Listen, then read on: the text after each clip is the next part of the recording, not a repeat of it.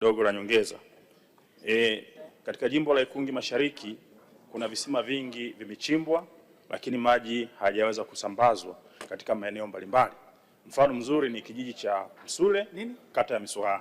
Je, ni lini serikali itaona umuhimu wa kuhakikisha kwamba wananchi wale wa kata ya Misuha, kijiji cha Msule, wanaweza kusambaziwa maji na wanaweza kupata hayo maji ili waweze kuwa na imani ya serikali yao, kwa maana ya kumtua mama ndoo kichwani? Asante. Majibu, Mheshimiwa Waziri.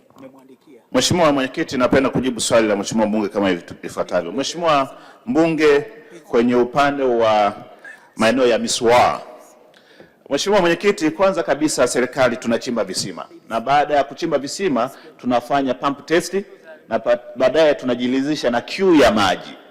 Tukishajilizisha na queue ya maji, maana yake sasa ndio tunafanya usanifu wa kutengeneza mtandao unaoendana na maji ambayo yanazalishwa pale.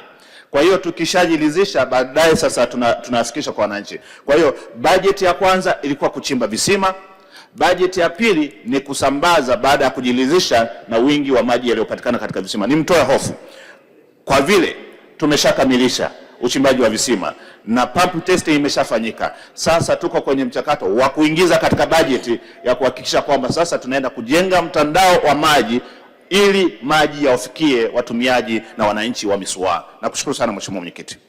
Mheshimiwa Masache Kasaka.